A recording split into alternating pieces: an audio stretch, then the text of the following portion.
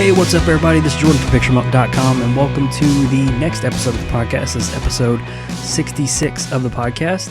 And so this one, I kind of struggled with how I wanted to go about with this one. But how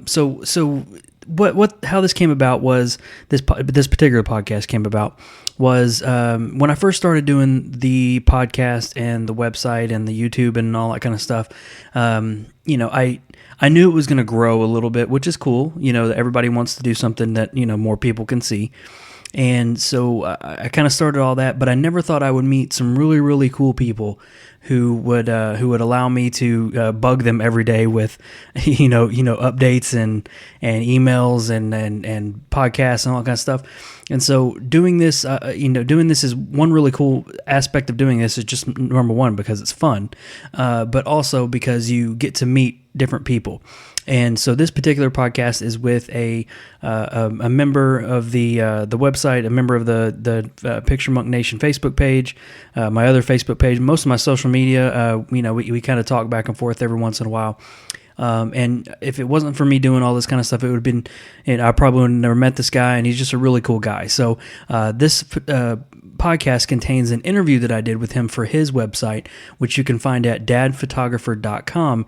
And he just wanted to interview me and just talk about some things about being a dad, being a photographer, and just kind of talking, just two guys talking. That's really all it was. So I wanted to include that in the podcast, but I really, really, really encourage you to go to his site, dadphotographer.com, and just read up on his blog. It's a really cool blog, just kind of documents the process of learning a little bit of photography while also taking pictures of family and being a dad and all that kind of stuff. So it's just a really cool concept, and I really enjoy it. I make sure to go on there every once in a while just so I can see if anything is posted new. So that's really what this podcast is about today.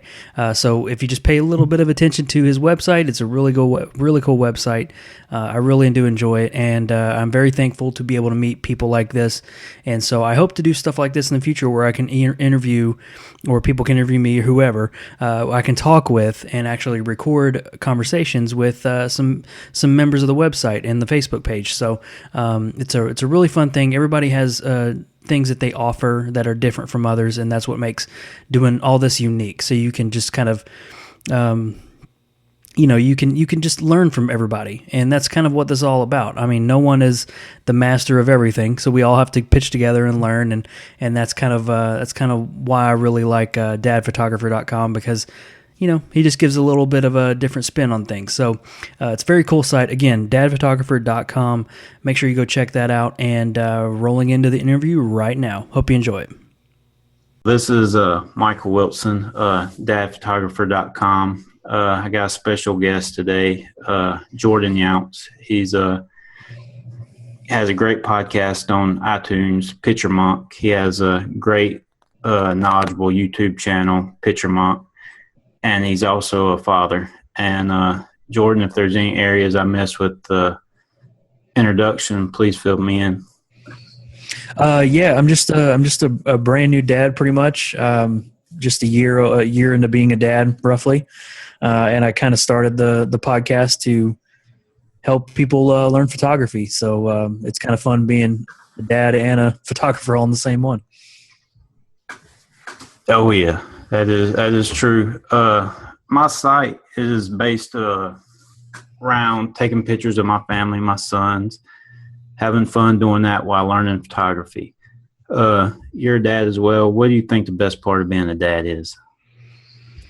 Oh man, it's just I don't know if this is the best answer for it, but it's just seeing my son smile every time. That's the best part, because I got one of those sons that are really happy in the mornings and really grumpy in the evenings, and so every day in the morning I go get dressed for work and then go in his room, and he's just popped up over the crib looking at me, and you walk in there and he's just giddy and smiling, and that's just the best part, is just being able to play with him and see him smile all the time. It's not like that in the afternoons. He's kind of a nightmare in the afternoons. but yeah, that's the best part. Just seeing him smile, being able to. I totally agree. When it's bad, but Yeah. just hearing him say "Daddy" makes everything so right in the world. So Yeah, definitely. My son says "dada" a lot. I guess it's just because it's the easiest thing to say. yeah. I don't know if he knows what he's saying, but he I kind of keep it close to the chest just because it's a good thing to hear. Oh yeah, it is great. That's my youngest son. That's what he says right now is "Dad, Dad." My oldest is graduated to "Daddy," so Oh, it's good. it's quite a great feeling hearing that. Yeah, definitely. So taking pictures of your family, sons, wife, do you pull out the DSLR often, or more of an iPhone photographer?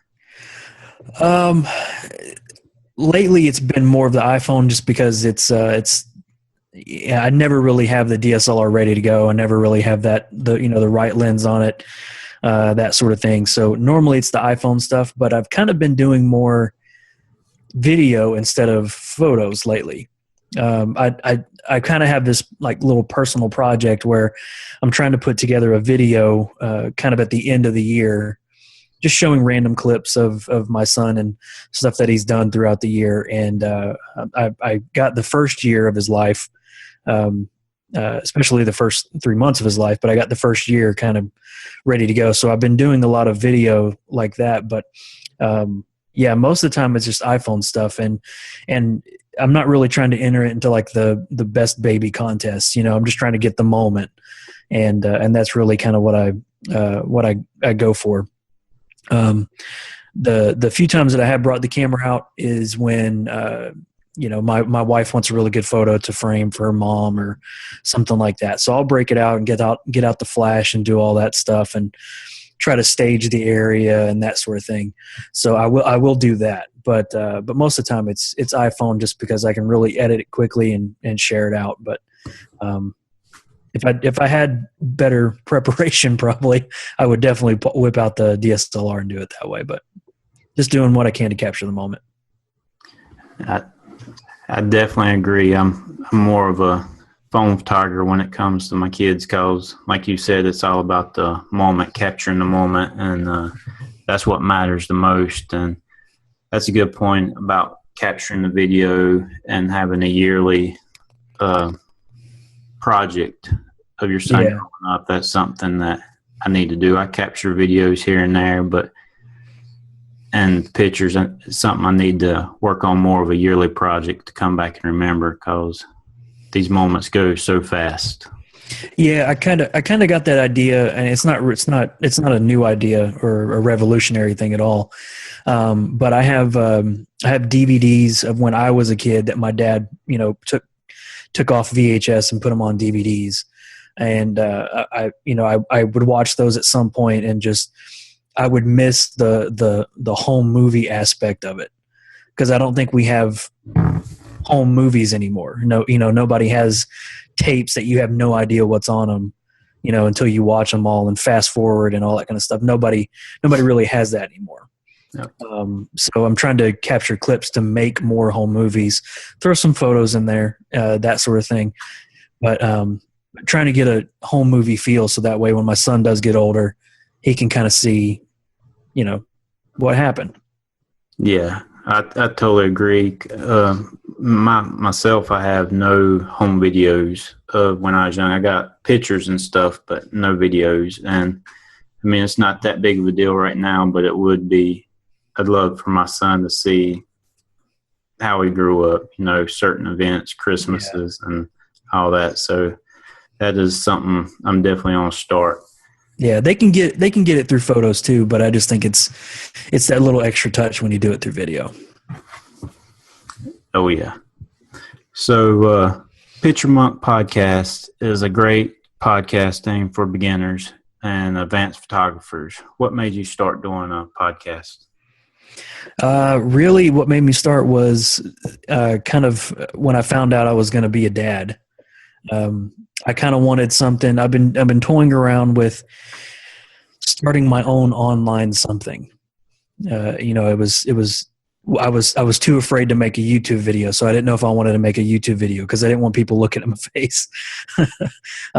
So I didn't want to do that, and that's changed obviously. But I didn't want to do that. I didn't want to do, I didn't want to just sell prints or something like that because there's not really a value added to that either, just because it's so hit or miss and it's so,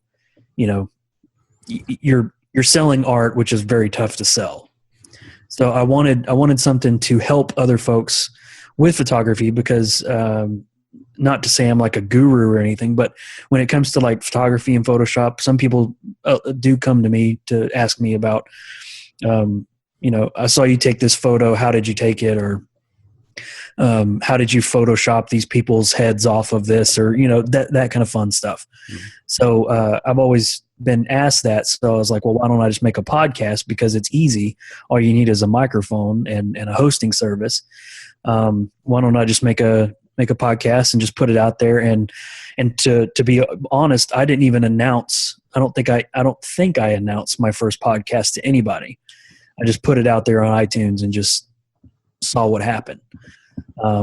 And then one of my friends screenshotted it on his phone. I guess he found it somehow. I don't know exactly, but he screenshotted it and sent it to me and was like, "Hey, cool logo, man." And I was like, "Oh, how did you find this?" So I started that to help out, and then I was like, well, maybe this could evolve into something where I could stay home now that I know I'm going to be a dad. And that's kind of my ultimate goal, is just to stay home with him because, honestly, with my son, since he goes to bed at the time he does, and we have a lot of stuff going on when we get home from work, I mean, it's maybe an hour and a half a day that I actually get to spend quality time with him.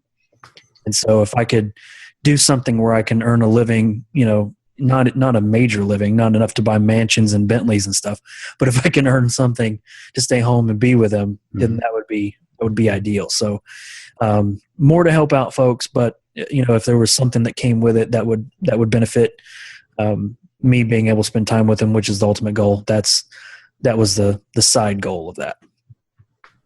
Oh yeah, for sure. When I found your podcast, I was messing around here and there with photography a little bit, and I mean, it was okay. I was just in the learning stages, but since I've been listening to your podcast, I feel my photography's improved rapid. It has in the beginning stages, but it's great from where it was when I first started. Yeah, the stuff that I've seen from you since the first time that you had the critique with me, and then you and the stuff that you're posting now, it's 300% better. So that's really good job on you. I appreciate it, and a lot of thanks to you for that. I mean, just finding mainly how to use my camera, the post process, and then all that has greatly improved my photography just listening to you every Tuesday morning. So I really appreciate that. Yeah, I'm glad to help, man. If you could give just one tip to a beginner photographer, what would it be? I would probably say if you it's kind of a two-part thing. Like if you're a beginning photographer and you just have a camera at your disposal that you can use, doesn't have to be a great camera, but if you have one, learn that camera so much to where where all the buttons are. You can mess with settings without even thinking about it, and just learn everything you can about that camera and the basics of photography to make sure you get the best images that you can, because even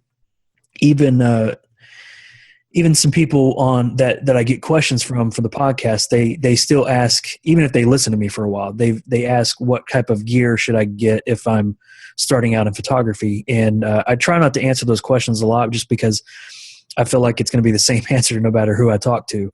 To me, if you've listened to me for a while, I don't really care about gear as much as some folks, and nothing against it. If I had money to get gear, I probably would get gear, but I would rather learn what I have now and not worry about the next thing that's coming out.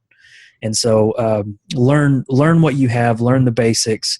the basics are key. As long as you have the basics, then you know what to break, what rules to break of the basics. There's the one of the smallest examples is like the rules of composition. There's been award-winning photos that break rules of composition, but the photographer knows that, and they know that they could put this person off to the left looking right, or they could make it completely symmetrical and do all this stuff. They could do that, but they chose to get a more compelling scene by breaking the rules. So as long as you know what the rules are, you know what you can break.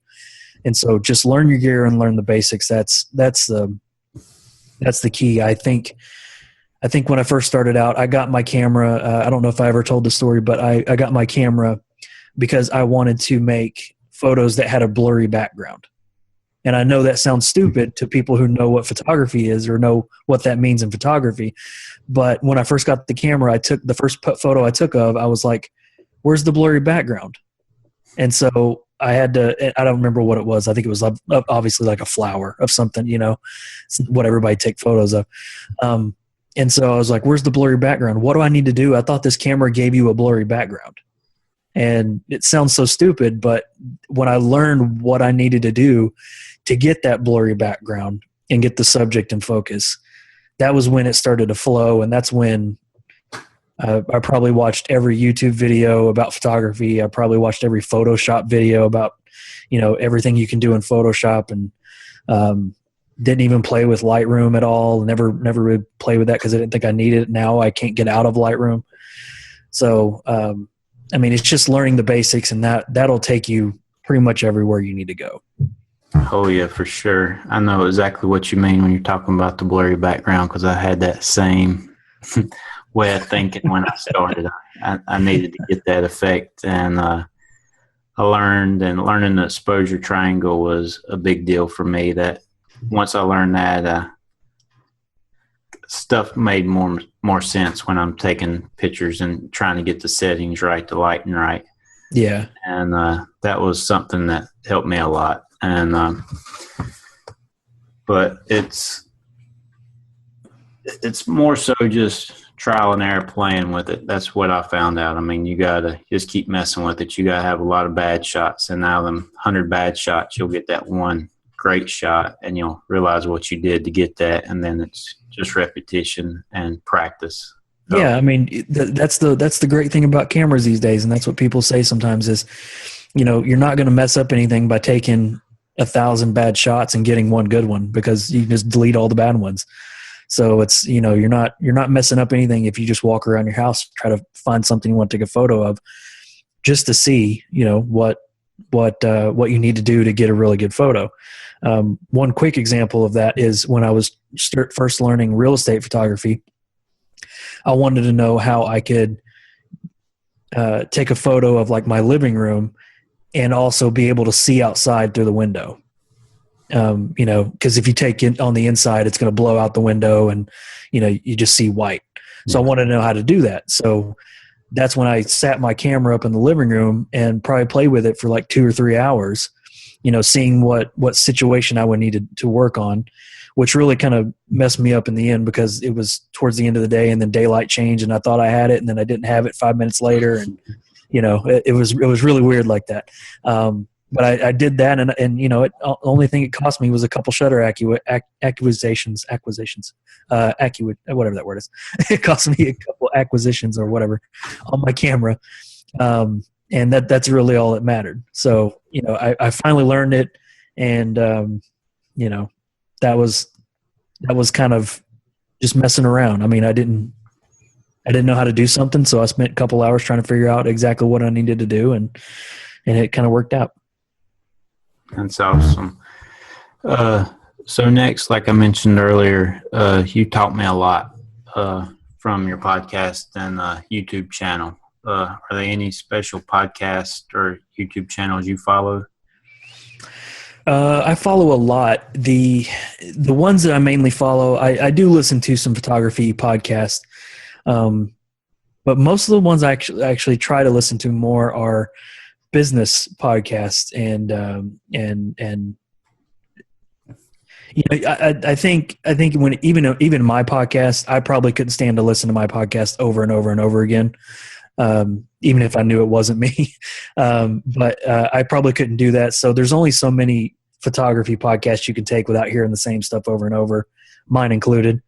And so I try to break it up with business situations. So as far as a photography podcast, I don't know if I have one that is probably my favorite. I don't, just because they all are kind of the same.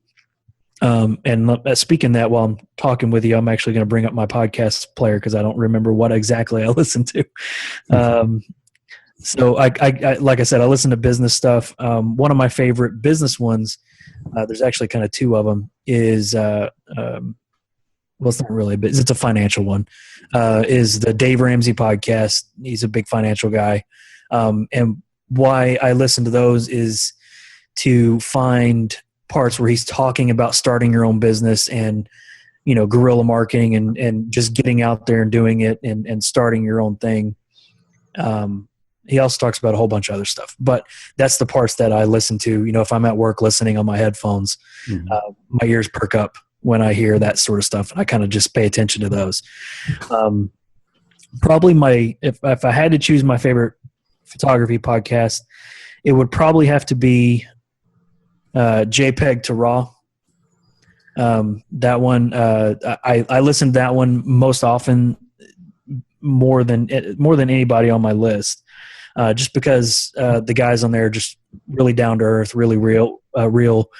They have people on there, but then they also do like competitions where, you can win a photo contest and you get, they give away prizes and stuff. Or no, they do like the Amazon affiliate stuff for your business. They do that kind of stuff. But all the money goes back into the business so they can give away prizes and stuff like that. So, they're not in it to make money. They both have their own jobs. So it's just kind of fun to listen to them because they're both not starting out, but they're both, they're open. They're not like some people. Like I do listen to like the Frono's Photo podcast. And so he can come off to some people arrogant, you know what I'm talking about. Right.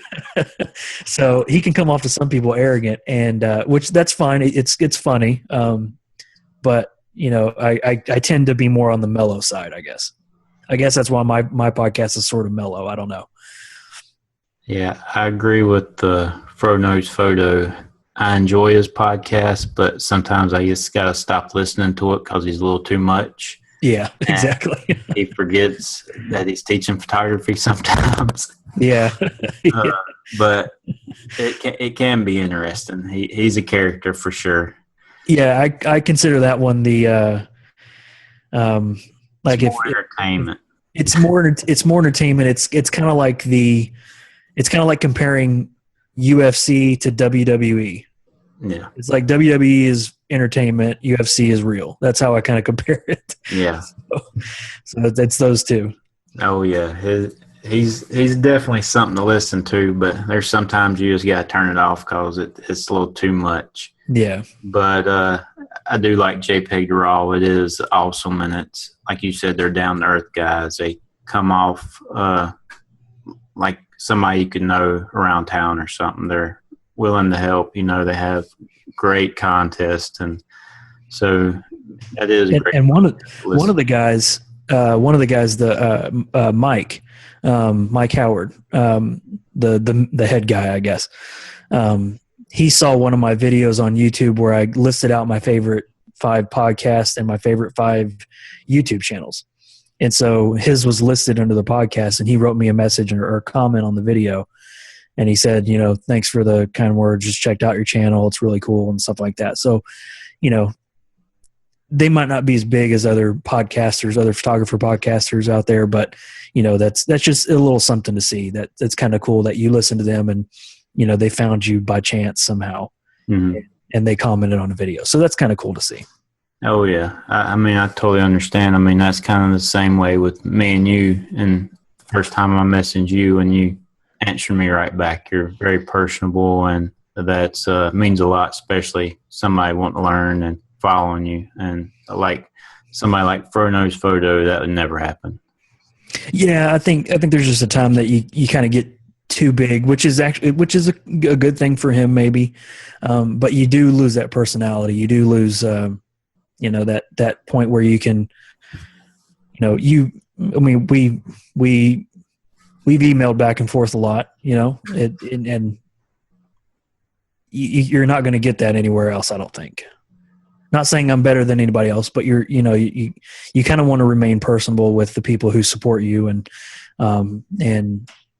generally care what they're trying to do. So, I care that you want to learn photography and I want to help you in any way I can. So, just trying to do that and trying to keep it personable is kind of the main thing. All right. That works.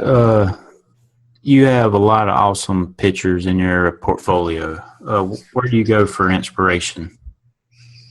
Well, I think you used awesome too loosely on that one.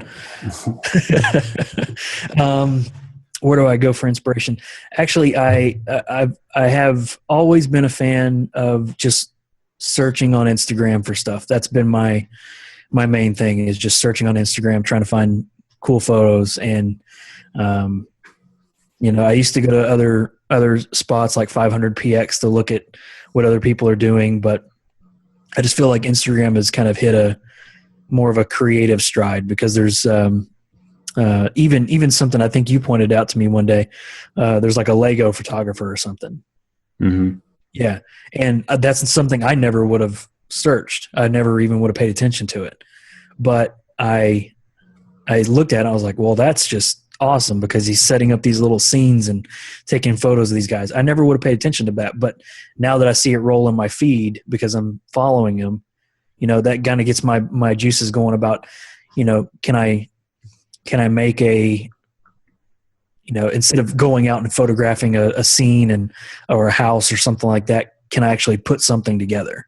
Mm-hmm. Instead of, me creating it instead of having somebody else have created it. So it kind of gets my juices flowing about that. So that's kind of my inspiration, is just searching everything on Instagram, every hashtag on Instagram that I can think of that would be a cool photo to take.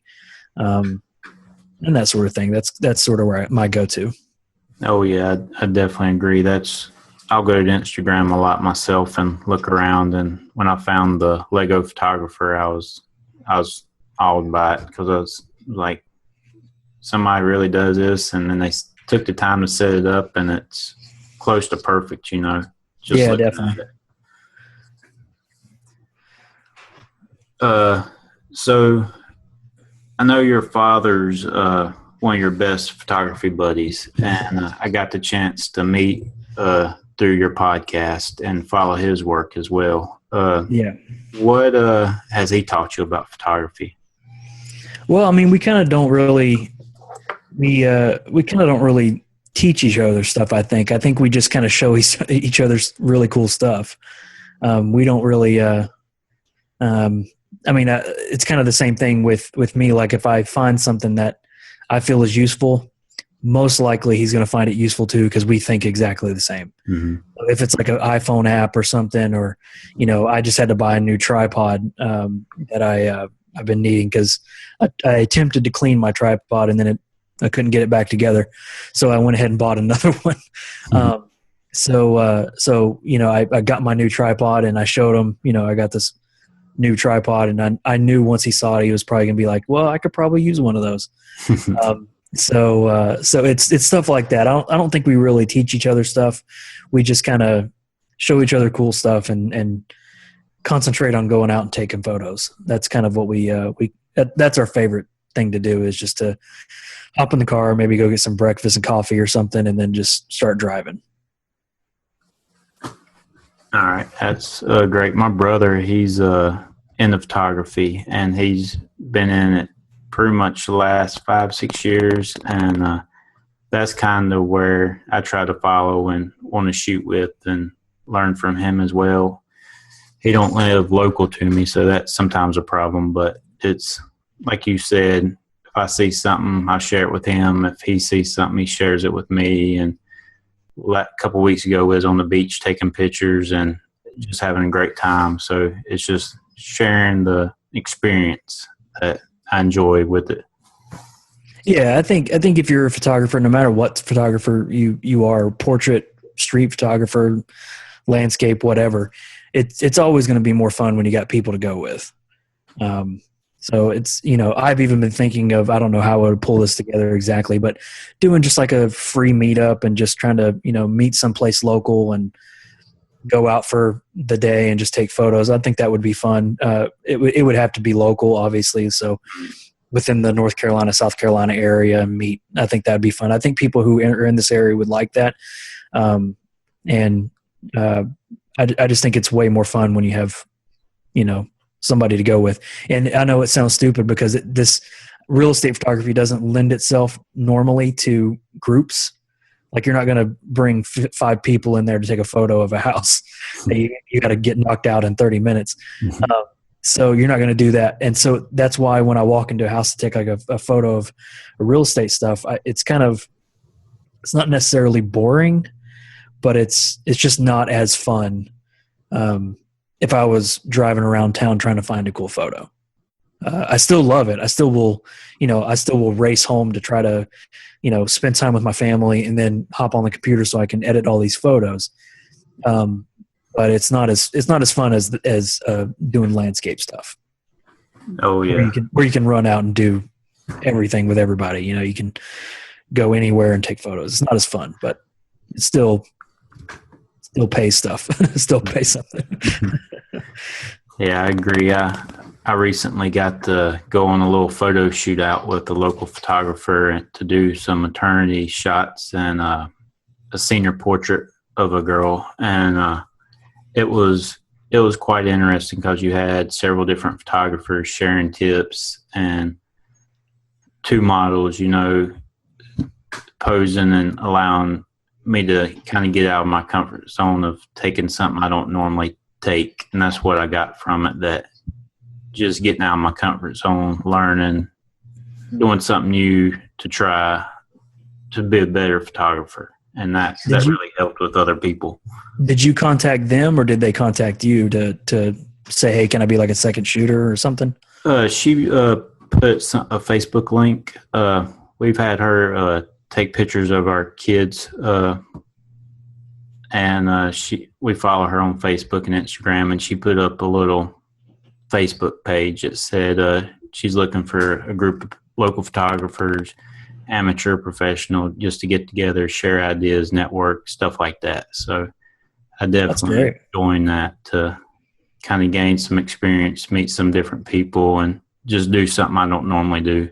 Yeah, and I saw the photos. They're really great. I really appreciate that. So I see a lot of your real estate work, a lot of landscape, some portraits. What's your favorite style of photography? Fun factor is got to be the landscape stuff and just driving around finding photos. But ever since I saw, I guess my real estate photographer idol, Mike Kelly, ever since I saw his stuff, that's when I started doing real estate stuff. So, I would normally, driving to work or driving someplace, I would normally kind of, look out the window and be like, oh, that'd be a cool photo. It's got like a cool tree and a cool fence and whatnot. It's got all that stuff. But now I'm like looking at buildings and saying, man, I need to make sure I come back to this building around sunset or something so I can get a cool photo. There's a photo on the way to Raleigh of a building that I've been wanting to take forever. And I know I'm going to have to get on the side of the freeway to grab it. And so, stuff like that, that's fun for me, planning when I can try to go do a photo like that. So that's kind of, I guess for fun factor, just because it'll always be fun, is the landscape stuff, but definitely real estate is kind of getting up there. I agree. Landscape is what I really like. I'm kind of getting into street photography. Mm-hmm. I enjoy walking around, catching candid shots, downtown Charlotte, but landscape, I think, definitely where it's at, especially when you have something beautiful, waterfall, and that's just always something great to take a picture of. Yeah, I think with the street photography, if I had to pick my top three, it would probably be landscape, real estate, and street photography. But I'm personally missing one thing in street photography, and that's when you see something cool and it involves a person. Um, I want to go up to that person and say, "Hey, can I just take a photo, like a real quick photo of you, whatever you're doing right now? Do you mind?" I don't have it in me to go up there and take a photo. I would rather be like a little photo ninja and try to sneak it in without having to be Yeah. confrontational about that person. One thing, me and my dad were actually walking around downtown Greensboro, and there was a guy. Like we kind of knew we weren't going to get any amazing photos just because the time of day, it was like high noon. No clouds. It was just not great conditions. And there was a guy outside smoking, and it was a cold day, and he was outside smoking, so the smoke really showed very, very well, and it was kind of backlit a little bit. And I was like, this guy's just leaning up against the building, just smoking away. I really want to get this photo. He was a little scary, so I didn't want to come up to him and say, "Hey, can I take a photo?" But any normal street photographer might do that. I didn't do it, so I missed out on a cool opportunity just because I didn't want to be confrontational about that. Yeah, I definitely understand that. That's something that I'm trying to learn with street. I'd rather ask them for the photo instead of just sneak it in. But Yeah, I want to go across the street and just like hide behind cars and try to take the photo, but that doesn't make for the best. That's why I look up to the Humans of New York guy. Mm-hmm. He's he'll go up to people and take a photo and get their whole story, just to get a cool photo and a story. So I can't. I don't have it in me. Houses don't talk back when you go and take a photo of a house. Yeah. So. No, yeah. I totally agree. Well, last off, to end the interview, I want to acknowledge you for helping me in photography, returning my emails, critiquing my photos, being personable, and also helping others I hear the questions you answer and stuff on the podcast. And if you're personal with me, I know you are the same with them. And that takes a lot of time out of your day. And I just really thank you for the added value you give. Yeah, man, my pleasure, man. I just want to help. Are they any way where my viewers can come? I know the PictureMonk podcast. Are they anywhere best to contact you? Twitter, Instagram? You can follow me on Instagram. The handle name is I think PictureMonk actually was taken, which I don't understand how that's possible. But my name, Jordan Yance, on Instagram. If you're into photography and you're into learning photography, making sure that you follow or join the PictureMonk Nation Facebook page, trying to grow that little community, because it's all about sharing photos. Nobody's going to try to sell you anything or do anything like that. We're just all about sharing photos and talking about photography. So that's a great place. Just become a member there on Facebook. And just shoot me an email, on my website. You can go to picturemonk.com or picturemonk@gmail.com. You can email me there, and I'll either answer your question directly in email or put it in a podcast or something. So that's the best way to get a hold of me. All right. Well, I really appreciate it. Yeah, my pleasure.